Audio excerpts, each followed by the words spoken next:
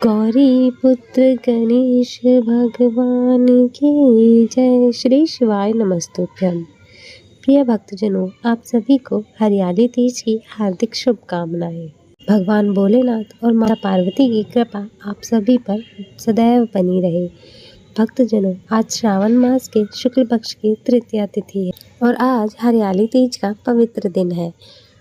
और इसी दिन भगवान शिव ने माता पार्वती को उनकी कठोर तपस्या के बाद अपनी पत्नी के रूप में स्वीकार किया था।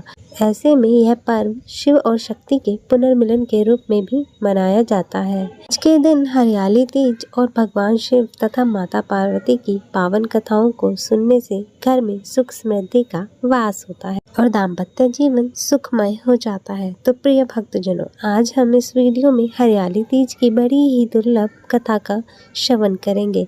तो आप सभी भक्तजन पूरी श्रद्धा, ध्यान पूर्वक और प्रसन्न चित्त मन से भगवान भोलेनाथ के श्री चरण कमलों का ध्यान करते हुए इस कथा को पूरा श्रवण कीजिएगा। तो सभी प्रेम से बोलिए, उमापति शंकर भगवान की जय, माता पार्वती की जय, सर्व देवी देवताओं की जय।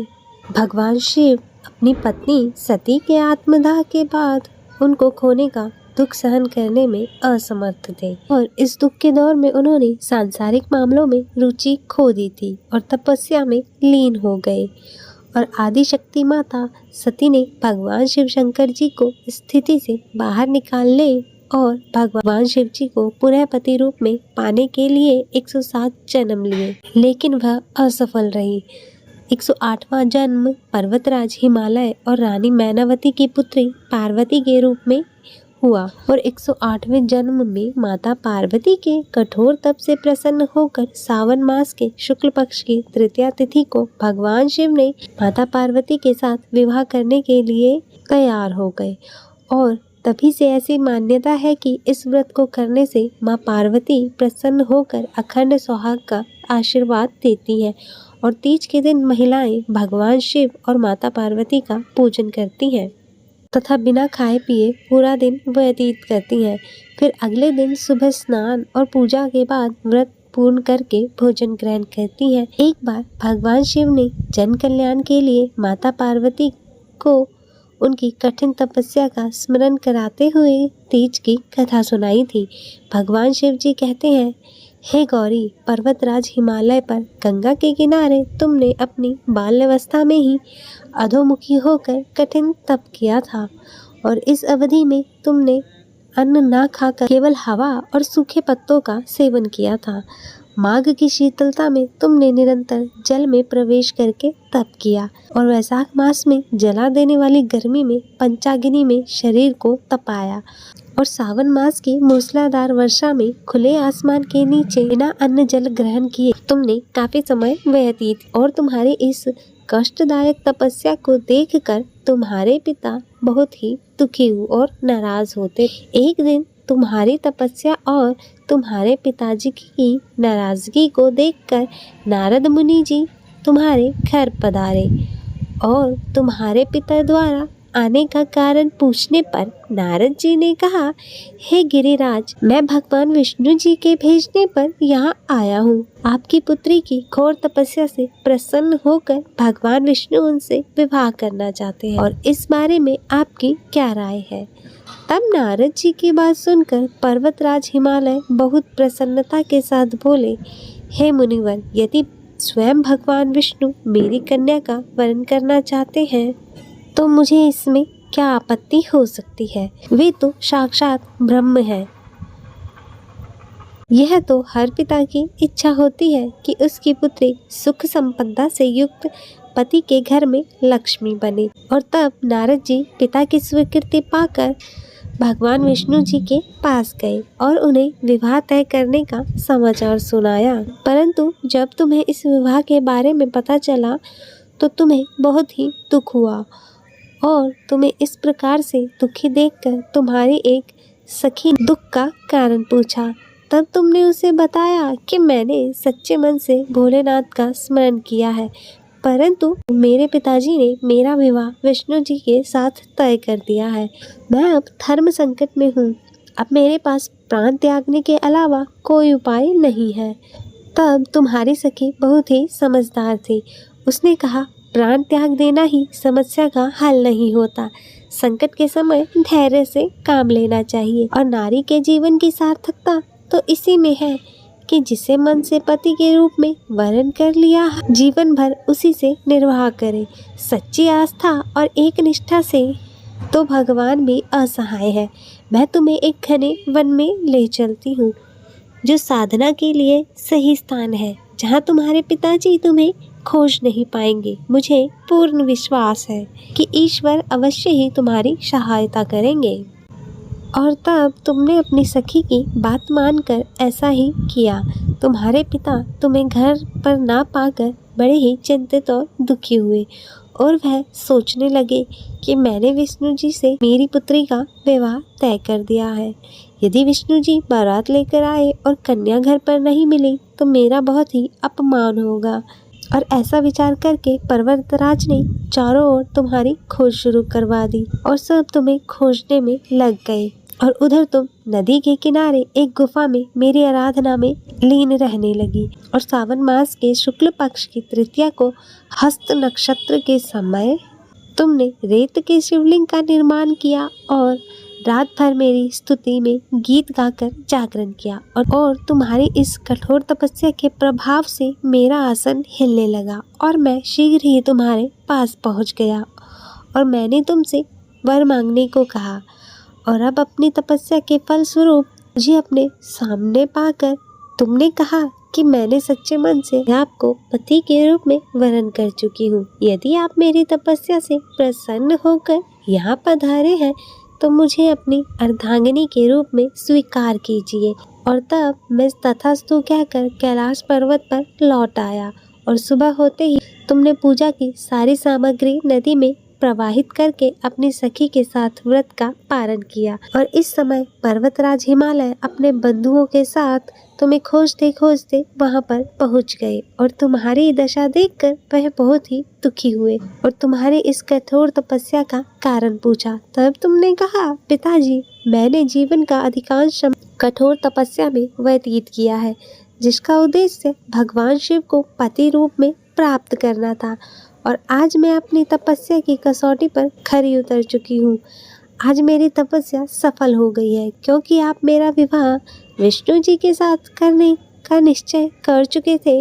इसलिए मैं अपने आराध्य की तलाश में घर से चली गई और अब मैं आपके साथ घर इसी शर्त पर चलूंगी कि आप मेरा विवाह भगवान शिव जी के साथ करेंगे। और तब पर्वतराज हिमालय ने तुम्हारी इच्छा को मान लिया और तुम्हें घर वापस ले गए और कुछ समय बाद उन्होंने पूरे विधि विधान से हम दोनों का विवाह करवाया। तब भगवान शिव जी ने कहा, हे पार्वती, सावन मास के शुक्ल पक्ष की तृतीया को तुमने मेरी आराधना करके जो व्रत किया था, इसके फलस्वरूप हम दोनों का विवाह हुआ।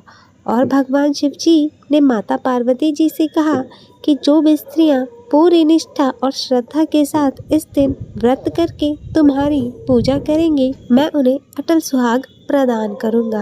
अतः हे शंकर पार्वती भगवान जी, इस कथा को कहते सुनते हुंकारा भरते सभी पर अपनी कृपा सदैव बनाए रखना, सभी को अखंड सौभाग्य देना। सभी प्रेम से बोलिए, श्री शंकर पार्वती भगवान की जय।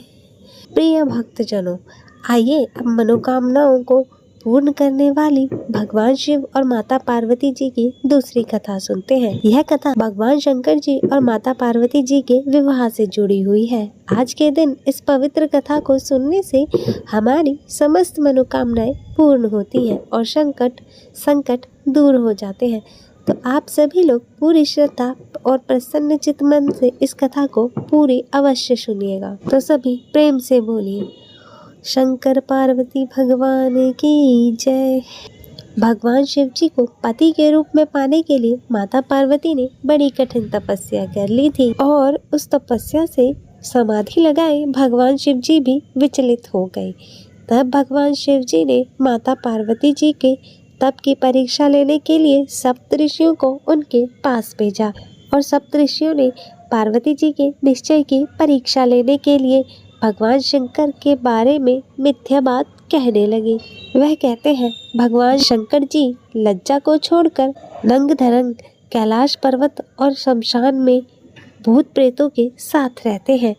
केशों का जटाजूट बना रखा है, कंठ में विष धारण किया हुआ है, मुंडों की माला धारण करते हैं, अंगों में चिता भस्म व सर्प लपेटे रहते हैं, भांग धतूरा आदि ग्रहण करते हैं और उन्मत्त होकर तांडव नृत्य करते हैं।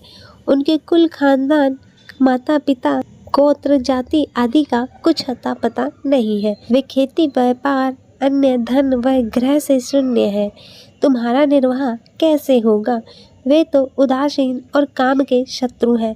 पहले सती से विवाह किया और कुछ दिन उनके साथ रहकर उस बेचारी को त्याग दिया और खुद स्वतंत्र होकर ध्यान मग्न में रम गए।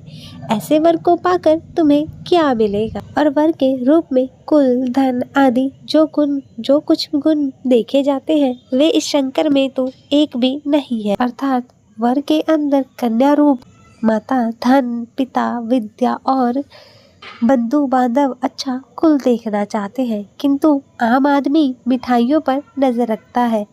अब तुम ही देखो उस 3 नेत्र वाले में इनमें से कौन सा गुण विद्यमान है, अतः तुम उन्हें छोड़ दो और लक्ष्मीपति भगवान विष्णु जो वैकुंठ में रहते हैं उन्हें अपने पति के रूप में चुन लो। तब पार्वती जी ने हंसते हुए सप्तऋषियों से कहा, भगवान शंकर स्वयं अकिंचन है, किंतु संसार की समस्त संपत्तियां उन्हीं से उत्पन्न हुई है। वह भयंकर रूप है, फिर भी कल्याणकारी कहे जाते हैं। महादेव जी तो विश्व के स्वामी है, यानी विश्वेश्वर है। उन्हें खेती व्यापार या नौकरी की कोई आवश्यकता नहीं है। वे नग्न रहे, गज चर्म पहने या रेशमी वस्त्रों से सुसज्जित हो, शरीर में सर्प लपेटे या वस्त्र या रत्न आभूषण, वे त्रिशूल खप्पर आदि ले या शीश पर उनके चंद्रमा चमकता रहे, इससे उनके विश्व के स्वामी होने में कोई अंतर नहीं आता। मैं आप लोगों की सीख नहीं सुनना चाहती, कृपया आप लोग अपने स्थान को पधारें। मैं शंकर जी के सिवाय किसी और को अपने पति के रूप में स्वीकार नहीं करूंगी। और तब यह सुनकर सप्तऋषि पार्वती जी की जय जयकार करने लगे और उन्हें अटल सुहाग का वरदान देकर शंकर जी के पास वापस चले गए। और वहां आकर उन्होंने पार्वती जी की परीक्षा का पूर्ण विवरण सुनाया और यह सुनकर भगवान शंकर बहुत ही प्रसन्न हुए और सप्तऋषियों को यह कहकर राजा हिमालय के पास भेजा कि वे पार्वती जी को घर लाकर विवाह की तैयारियां शुरू करें। तब सप्तऋषियों ने शंकर जी का समाचार राजा हिमालय को सुनाया तो वे बहुत ही प्रसन्न हुए। तब राजा हिमालय अपनी पत्नी व अन्य सुहागिन स्त्रियों के साथ सज धज कर नृत्य करते हुए पार्वती जी के पास गए और उन्हें अपने घर ले आए। तब राजा हिमालय के घर नित्य उत्सव होने लगे और खुशियां मनाई जाने लगी और मिठाई बांटी गई। तो सभी प्रेम से बोले, शंकर पार्वती भगवान की जय। तो प्रिय भक्तजनों, मैं उम्मीद करती हूँ कि आपको यह आज की कथा पसंद आई होगी और वीडियो अच्छी लगी हो तो इसे लाइक करें और ज़्यादा से ज़्यादा शेयर करें और कमेंट बॉक्स में शंकर पार्वती भगवान की जय लिखना ना भूलें और शिव भक्ति संसार चैनल को सब्सक्राइब कर नोटिफिकेशन बेल को ज़रूर ऑन करें। हर हर महादेव। ओम नमः शिवाय।